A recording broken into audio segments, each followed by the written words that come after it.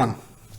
I live in Boston and it's freezing cold during winters here. This morning, history is blanketing Boston. Millions wake up to over 6 feet of snow falling in the city. A lot of kids get common cold during winter. They get sick again and again. We adults too suffer from common cold. With the 2021 disaster of COVID-19, everyone gets afraid the moment we get sick with common cold. Getting doctor's appointments is very difficult in a country like US, and visiting emergency room might not be a pleasant experience for everyone. Sir? You people don't understand. I've been here for... I am a trained physician. In 2021, I was in India battling the Delta wave of COVID-19. I was lucky then. I was lucky in treating all my patients successfully, and that journey against COVID-19 and my little understanding of virology and immunology helped me learn some simple secrets about treating common cold.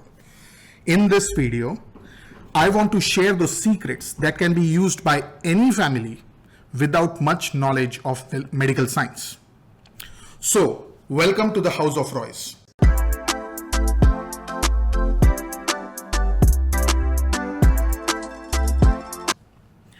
The common cold, with its sneezes, sniffles, coughs, is a familiar foe we all face. But have you ever wondered what happens inside your body when you catch a cold? So let's zoom into the microscopic world where viruses play a dangerous hide-and-seek game with our immune system. Imagine your body as a busy city. Imagine all our cells as its inhabitants. Now picture a tiny sneaky invader attempting to enter this city. This is our common cold virus. But what exactly is a virus and why is it trying to invade our body?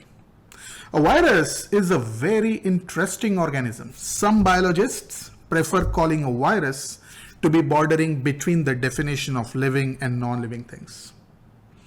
A normal living cell is an enclosed organic box that has a book of instructions called genome and a set of machinery to read and execute these instructions. A virus is also an enclosed organic box, but inside this box there is just the book and nothing else.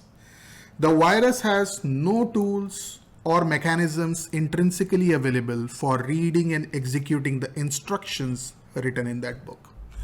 Now, without such capability of reading the genome and following the instructions, a virus alone is as good as any non-living organism.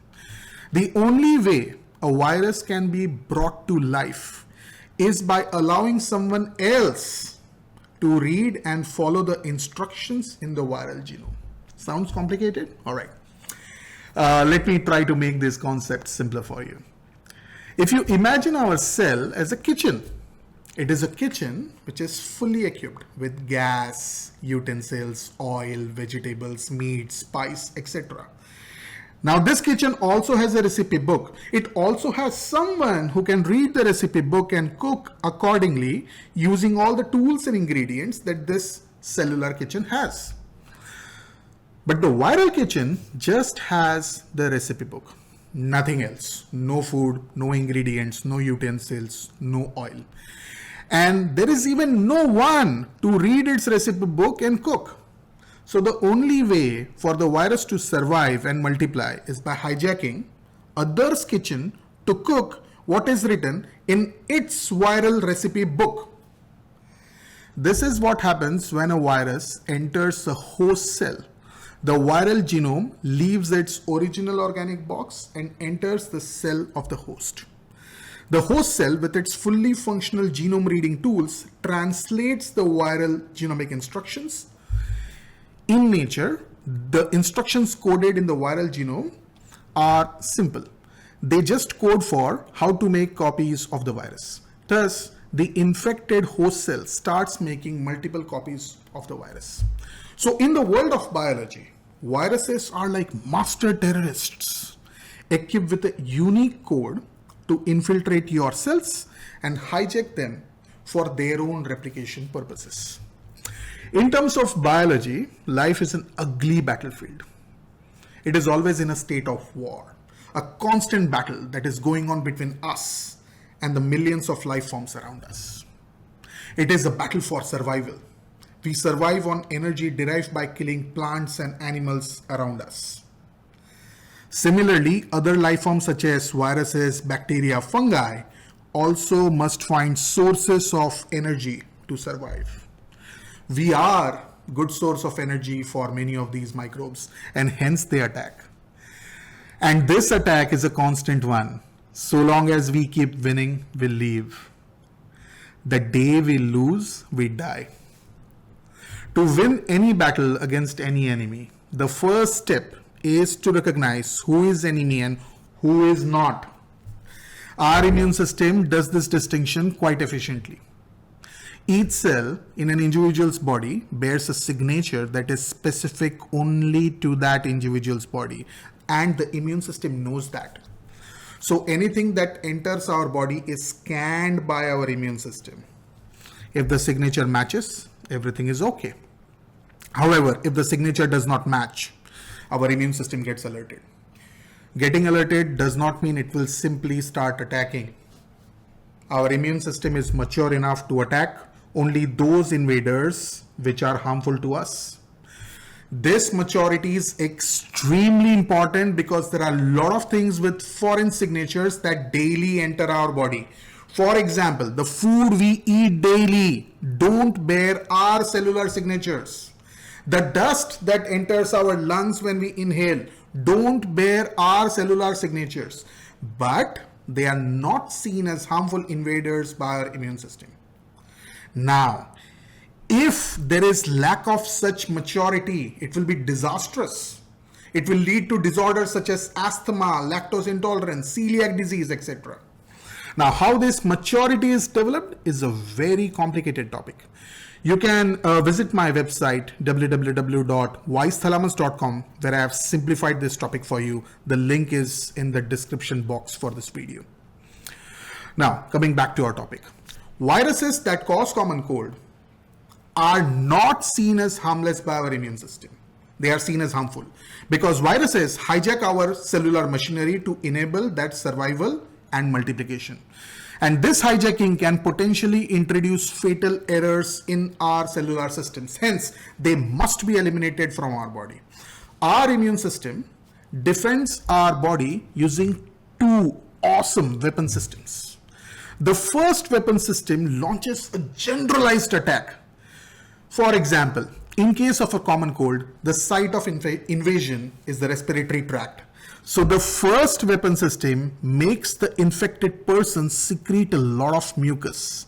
It also makes the person cough or sneeze all the time. The mucus entraps the virus, and the coughing and sneezing force these trapped viruses out of the body. Similar is the reason why one might also suffer from diarrhea during common cold. Diarrhea is another way of eliminating viruses from our body. The first weapon system also raises our body temperature. Yes, fever.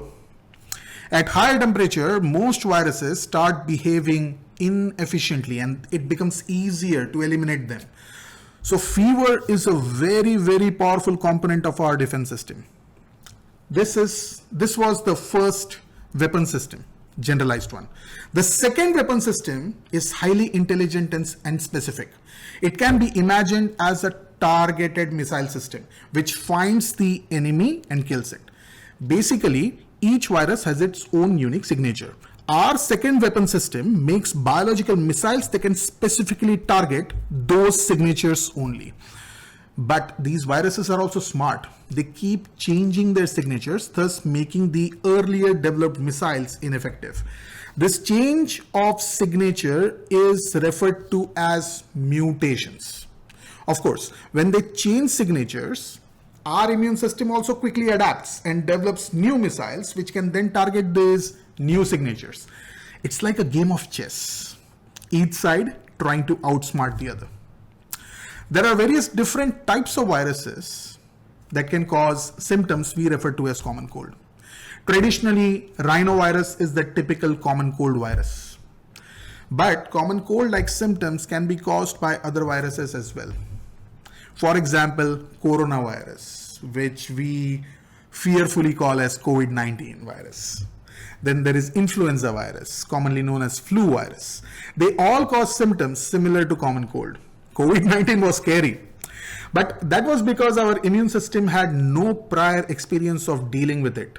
Remember, when flu first attacked human beings in 1918, it killed around 50 million people globally.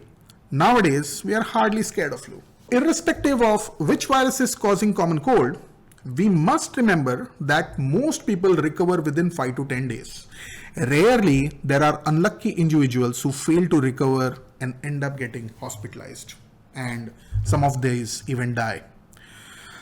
The common cold virus can almost never harm you significantly on its own. It's our immune system's reaction that sometimes creates problems for the body it is trying to protect. And this is linked to how mature your immune system is. Remember earlier, we said that our immune system has to be mature enough not to attack food or dust. Similarly, when it is attacking an invader like a virus, it must be mature enough to use the right amount of force. Excessive force simply leads to more collateral damage. If this collateral damage is extensive enough, you might end up with a dead body. Imagine what will happen if police decides to drop an atom bomb just to fight two burglars. In COVID-19, deaths happened because immune system of those unfortunate patients overreacted. I've written a lot about this on my website. I will share the link in the description box of this video. With old age and with chronic diseases like diabetes, etc., immune system starts losing its maturity. However, even in some young and seemingly healthy individuals, immune system can be immature. It is very difficult to judge whose immune system is mature and whose immune system is not. But when someone gets common cold, if fever goes on beyond a week, it is an indication that patient's immune system might be overreacting, and this patient might end up developing complications. In case of most diseases, doing nothing is often the best strategy. This is more true in case of common cold. Our body is more capable than any doctor. It can protect itself. If you get common cold, simply do nothing. In most cases, you will recover within 5 days. Of course, as I said earlier as well, you must get alarmed if your fever hasn't come down after a week. For most of my patients, I use something called as a 6-day rule. I start counting the first day of symptoms as day 1. I give paracetamol and ibuprofen and famotidine. If there is too much of sneezing and coughing, I add levocetirizine. Now, all these medicines are found over the counter. You don't need a prescription. Some doctors might add antibiotics. I never use them. I hate them. Antibiotics don't work against viruses. Antibiotics shouldn't be used unless you're sure that there is a simultaneous bacterial infection as well. Within 5 days with this treatment, most of my patients are out of fever. I continue these medicines till they feel comfortable enough. However, if on 6th day, the fever still continues, I become extremely careful. I have a separate aggressive protocol which I have used very successfully during the Delta wave of COVID-19 in 2021. Fever on 6th day should trigger your alarms. You must go to a good doctor and ask the doctor to please read what I have written on my website about treating fever which has continued beyond 6th day. The link is again in the description box. I don't intend to talk about the concept of vaccines in this video. If you want to understand more about the basic concept of vaccine, again, I'm just simply promoting my website. Go over there. It's explained in detail in a very simplified fashion. But essentially, vaccines train our immune system to prepare those smart guided missiles that can act against specific viral signatures. This training also allows our immune system to act in a matured way against that specific virus. The problem is, this training works only till the virus bears the same or similar signature against which the vaccine was developed. Unfortunately, the viruses that cause common cold mutate so rapidly that you soon will have a new form of the same virus with a different signature. This makes vaccine ineffective and the immune system is left to its natural ways to fight against this new form of virus. This is the main reason why people keep getting flu or COVID-19 despite being fully vaccinated. Still, vaccination might be a good idea considering that the new mutant signatures might have some resemblance to the original signature. Vaccination can be a good strategy, especially in people with existing chronic diseases like diabetes, high blood pressure, etc.